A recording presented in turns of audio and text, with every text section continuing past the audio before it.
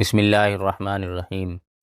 دوستو، آج آپ کو بتلانا ہے کہ اگر کسی آدمی نے جمعے کے دن فجر کی نماز نہیں پڑھی تو کیا اس کی جمعے کی نماز ہوگی یا نہیں۔ تو دوستو، جمعے کے دن فجر کے تعلق سے دو باتیں لوگوں نے بہت زیادہ مشہور کر رکھی ہے جن کا شریعت سے کوئی لینا دینا نہیں ہے۔ ایک تو یہ بات ہے کہ بہت سارے لوگ یہ کہتے ہیں کہ اگر کسی آدمی نے جمعے کے دن فجر کی نماز نہیں پڑھی تو اس کی نماز ہی نہیں ہوگی۔ تو دوستو، پہلے یہ بات سمجھیں کہ کوئی بھی فرض نماز ایسی نہیں ہے کہ اللہ تبارک و تعالیٰ نے یہ قاعدہ قانون بنا رکھا ہو کہ اگر یہ نہیں پڑھی تو یہ قبول نہیں ہونے کی۔ یعنی اگر فجر نہیں پڑھی تو ظہر قبول نہیں ہونے کی، یا ظہر نہیں پڑھی تو عصر قبول نہیں ہونے کی، یا عصر نہیں پڑھی تو مغرب قبول نہیں ہونے کی، یا مغرب نہیں پڑھی تو عشاء قبول نہیں ہونے کی۔ تو دوستو، یہ کہیں بھی یہ قاعدہ قانون نہیں ہے۔ جو آپ نماز پڑھیں گے آپ کی وہ نماز مکمل قبول ہوگی۔ البتہ یہ سمجھ لیں کہ آپ فجر کی نماز کو فوراً پڑھیں، فجر کی نماز چھوڑنے کے بعد آپ گنہگار ہوں گے۔ اور حدیث شریف کے اندر آتا ہے جو آدمی فجر کی نماز پڑھتا ہے وہ اللہ تبارک و تعالیٰ کی امان اور حفاظت میں آ جاتا ہے۔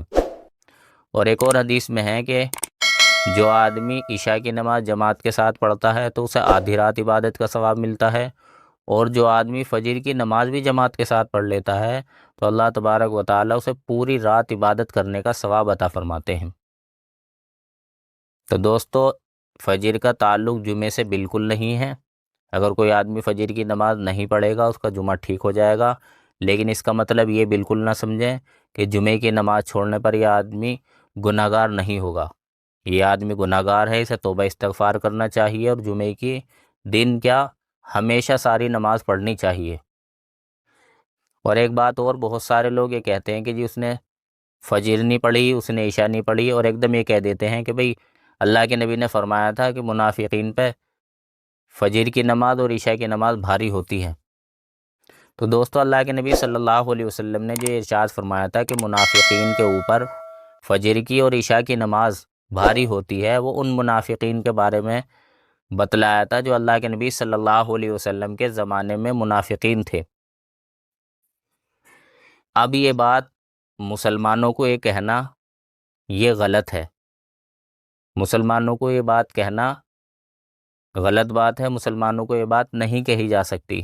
ہاں، البتہ یہ کہہ سکتے ہیں کہ اگر کوئی مسلمان عشاء کی اور فجر کی نماز مستقل چھوڑتا ہو تو آپ یہ کہہ سکتے ہیں کہ یہ آدمی منافق والا کام کر رہا ہے۔